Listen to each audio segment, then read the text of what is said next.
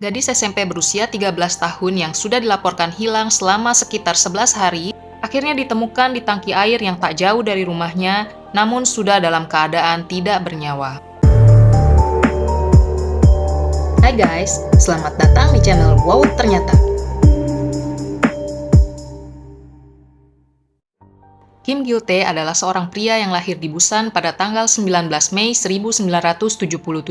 Entah karena alasan apa, ibunya meletakkan Kim Gil-tae di tangga sebuah gereja di Jurye-dong, Busan.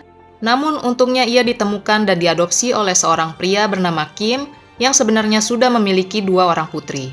Saat di sekolah dasar, Kim Gil-tae dikenal sebagai anak yang sangat aktif dan memiliki kemampuan olahraga yang sangat baik. Ia memiliki tubuh yang kurus dan cukup atletis, sehingga dia bisa bergerak dengan sangat cepat dan gesit. Suatu hari, Kim Gil-tae yang sangat aktif tiba-tiba menjadi sangat muram dan jarang sekali berbicara. Hal ini ternyata disebabkan karena Kim Gil-tae telah mengetahui bahwa ia adalah anak adopsi. Namun, dia tidak memberitahukan kepada kedua orang tua angkatnya bahwa ia telah mengetahui semua hal tersebut. Ketika Kim Gil-tae masuk SMP, ia akhirnya memberitahu ibu angkatnya bahwa ia sebenarnya telah mengetahui kenyataan tentang dirinya yang merupakan anak adopsi di keluarga tersebut. Ironisnya ketika teman-temannya mengetahui bahwa Kim Gil-tae adalah anak adopsi yang ditemukan di tangga gereja, mereka mulai mengolok-olok dirinya. Mereka menyebut Kim Gil-tae dengan sebutan anak jalan, karena dalam bahasa Korea sendiri, Gil berarti jalanan. Mereka juga menghinanya sebagai anak pungut.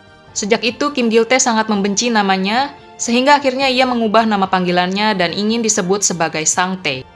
Pada tahun 1993, Gil-tae akhirnya masuk SMA swasta Gyeongnam, namun entah kenapa sejak itu ia mulai menjadi pembangkang dan tidak mau mendengarkan kedua orang tuanya.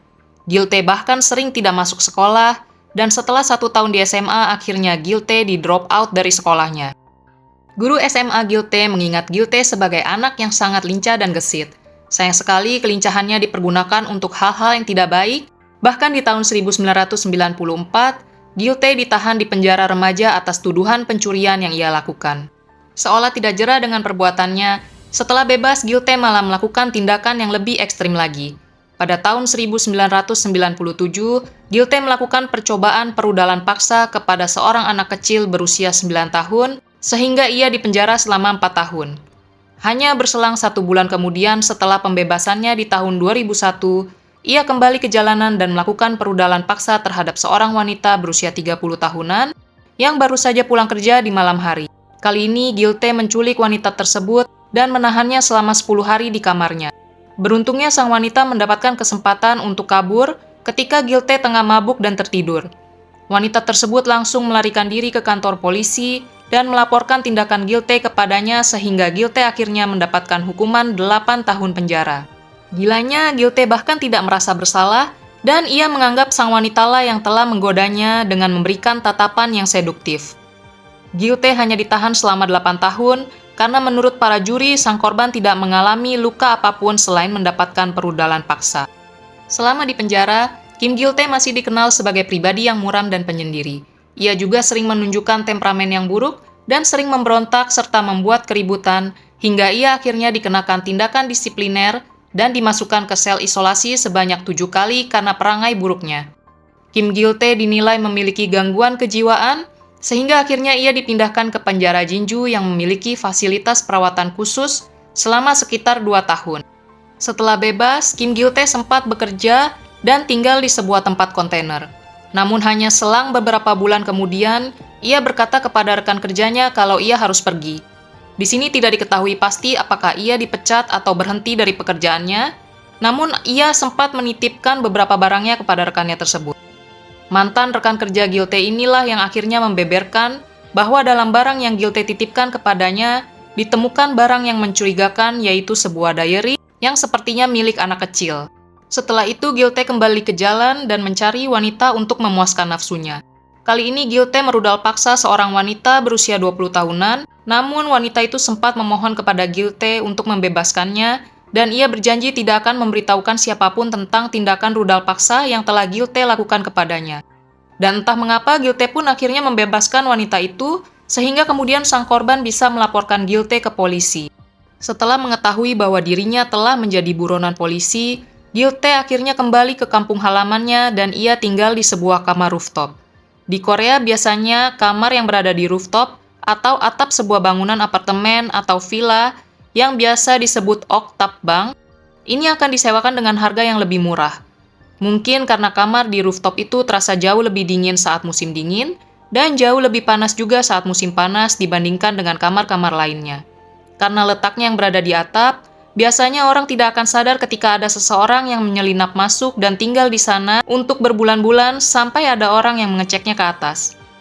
Gil-tae mengintai daerah kumuh tersebut dan menemukan kamar kosong di rooftop yang kemudian ia jadikan tempat tinggalnya. Dan kamar tersebut terletak di sebelah bangunan tempat tinggal seorang gadis berusia 13 tahun yang bernama Lee yang akan menjadi korban selanjutnya. Gil-tae yang tinggal secara diam-diam di kamar tersebut mulai mengintai seorang pelajar SMP berusia 13 tahun yang bernama Lee Yuri, yang selanjutnya kita sebut saja Lee. Gil-tae kemudian juga memantau aktivitas orang-orang di rumah tersebut. Kapan Lee dan kakaknya pergi dan pulang sekolah, serta kapan orang tua mereka berangkat dan pulang kerja. Hingga akhirnya pada tanggal 24 Februari 2010, Lee yang baru saja pulang dari sekolah sekitar pukul 7 malam, mendapatkan kabar dari orang tuanya bahwa mereka akan pulang larut malam seperti biasa. Sehingga mereka menyuruh Lee untuk menunggu kakaknya pulang sekitar pukul 9 malam. Kakak Lee pun pulang ke rumah sekitar pukul 9 malam. Namun anehnya ia tidak bisa menemukan sang adik di dalam rumah. Kakak Lee juga menemukan kacamata, dompet, serta ponsel adiknya yang masih berada di dalam rumah, sehingga itu membuatnya menjadi sangat khawatir.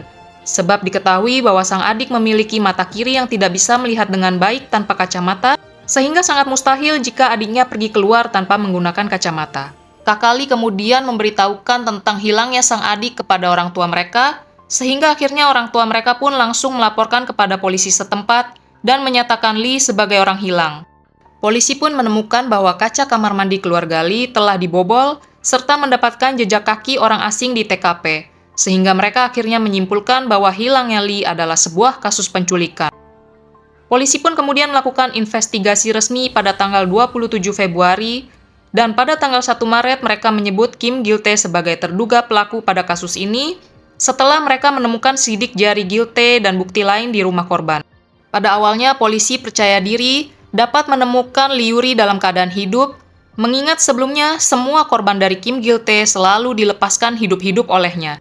Namun sayangnya, pada tanggal 6 Maret, kenyataan pahit harus diterima oleh keluarga gadis berusia 13 tahun tersebut. Jenazah Lee Yuri ditemukan di dalam tangki air di salah satu rumah warga yang tidak jauh dari tempat tinggal korban. Kasus penghilangan nyawa secara sadis terhadap seorang gadis remaja itu akhirnya tersebar luas di Korea. Presiden Korsel saat itu yang bernama Lee Myung-bak bahkan memberikan perintah khusus untuk bisa segera menangkap tersangka. Pemerintah mengerahkan hampir 4.500 detektif dan polisi setiap harinya, sehingga perburuan terhadap Kim Gil-tae menjadi perburuan terbesar dalam sejarah kota tersebut. Ribuan jam rekaman dari sejumlah CCTV di lingkungan sekitar TKP juga ikut diperiksa. Polisi mulai menyebar poster Gil-tae dan mulai mencarinya di area sekitar apartemen Dokpodong yang merupakan tempat kejadian perkara. Polisi berasumsi Gil-tae yang tidak bisa menggunakan ponsel serta komputer kemungkinan besar tidak akan lari jauh, dan karena pastinya Gil-tae tetap membutuhkan makan, polisi memerintahkan untuk setiap restoran dan supermarket yang ada untuk melaporkan jika melihat keberadaan Gil-tae atau jika ada kehilangan makanan atau barang di tempat mereka. Dan untungnya asumsi polisi tersebut benar terjadi. Salah sebuah rumah makan melaporkan bahwa ada pembobolan serta kehilangan makanan di tempat mereka. Hal ini membuat polisi semakin yakin bahwa Gil-tae masih berada tidak jauh dari tempat kejadian, sehingga mereka pun mulai mencari di semua villa kosong di sekitar daerah tersebut, dan akhirnya pada tanggal 10 Maret, polisi membuka pintu di salah satu kamar rooftop kosong dan berhasil menemukan Gil-tae yang sedang tertidur di sana. Kim Gil-tae yang terkejut sempat berusaha untuk melarikan diri. Seperti yang kita tahu, sejak kecil Gil-tae memang gesit dan lincah, sehingga terjadilah kejar-kejaran antara polisi dan Gil-tae. Seperti adegan di film-film, Gil-tae melompat dari satu atap ke atap lain demi menghindari kejaran polisi. Namun sayangnya, sepandai-pandainya Gil-tae melompat, ternyata dia akhirnya jatuh juga. Para polisi sudah menunggu di bawah dan berusaha untuk menangkap Gil-tae. Meskipun sempat terjadi perkelahian, akhirnya Gil-tae berhasil ditangkap. Setelah tertangkap, Gil-tae yang menggunakan kaos hoodie abu-abu dan menutupi sebagian wajahnya dengan poni ini justru menyatakan dirinya tidak bersalah dan tidak mengerti mengapa polisi menangkapnya. Bahkan saat investigasi di kantor polisi pun, Gilte masih bersikeras bahwa dirinya tidak bersalah dalam kasus penculikan dan penghilangan nyawa Liuri. Namun ketika polisi mengatakan bahwa mereka akan menggunakan lie detector atau alat pendeteksi kebohongan, akhirnya Gilte mulai mengubah pernyataannya. Awalnya Gilte berkata bahwa dia tidak mengingat apapun. Kemudian Gilte merubah pernyataannya dan berkata bahwa dia memang melakukan perudalan paksa kepada Lee saat dia sedang mabuk, namun Gilte menyatakan bahwa dia tidak menghilangkan nyawa Lee. Aku telah melepaskannya beberapa jam setelah menyekapnya. Begitulah kata Kim Gilte.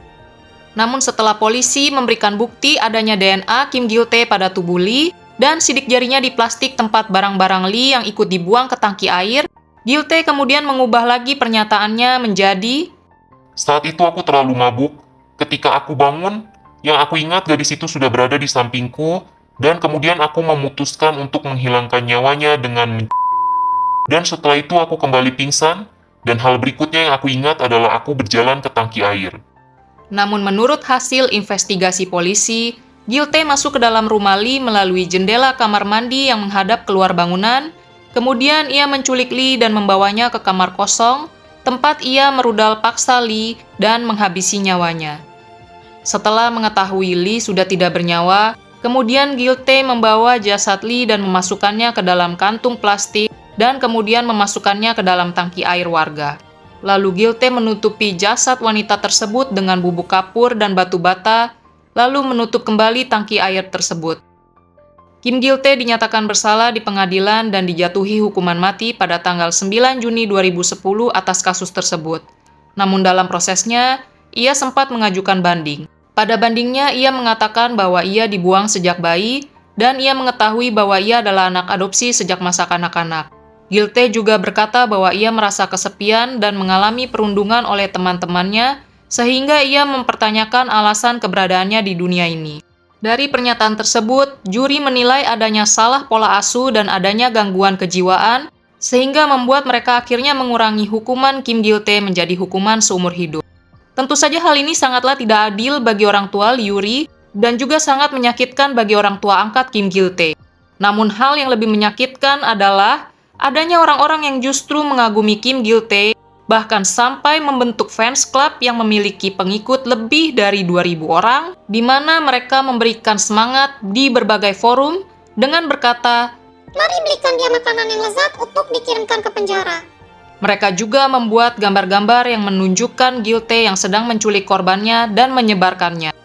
Lee Kang-dok, Kepala Badan Kepolisian Metropolitan Busan, mendeklarasikan perang terhadap kejahatan seksual, mempromosikan pusat keamanan di daerah dengan tingkat kejahatan tinggi ke kantor polisi, meningkatkan jumlah tenaga kerja per kantor polisi menjadi 28 orang, serta memeriksa rumah-rumah kosong di seluruh Busan, baik wilayah yang sudah dibongkar maupun yang belum dibongkar. Mereka meletakkan tanda larangan dilarang masuk dan menetapkannya sebagai zona pencegahan kejahatan khusus untuk pengelolaan. Begitu juga di Dokpodong, tempat kejadian tersebut terjadi. Pekerjaan perbaikan lingkungan perumahan pun dimulai, dan dengan partisipasi aktif warga, mereka juga membuat lukisan mural, sehingga terciptalah Dokpo Stepping Stone Village of Hope. Mereka juga memasang CCTV lebih banyak di daerah tersebut. Ada rumor yang menyebar di Twitter bahwa Kim Gilte telah melarikan diri dari penjara. Tetapi, pernyataan tersebut segera ditepis oleh para penjaga penjara yang bertanggung jawab memeriksa secara pribadi apakah Kim Gilte masih di penjara atau tidak. Pengumuman resmi dibuat bahwa semua rumor ini adalah salah, dan Kim Gilte dipenjara di Gyeongbuk-buk-bu yang merupakan tempat para penjahat yang melakukan kekerasan biasanya dikirim. Oke guys, jadi itu cerita tentang seorang penjahat yang telah melakukan kekerasan, perudalan paksa, dan penghilangan nyawa terhadap seorang gadis berusia 13 tahun yang akhirnya dibuang ke dalam tangki air milik tetangganya. Gimana menurut kalian? Apakah hukuman yang didapatkan oleh Kim Gilte sudah sepadan dengan perbuatannya? Tulis di kolom komentar ya. Jangan lupa subscribe kalau kalian suka dengan cerita ini, dan nyalakan lonceng notifikasinya supaya kalian gak ketinggalan video-video selanjutnya. Komen juga kasus apa yang ingin kalian bahas di video-video selanjutnya ya. Terima kasih sudah menonton dan sampai jumpa lagi.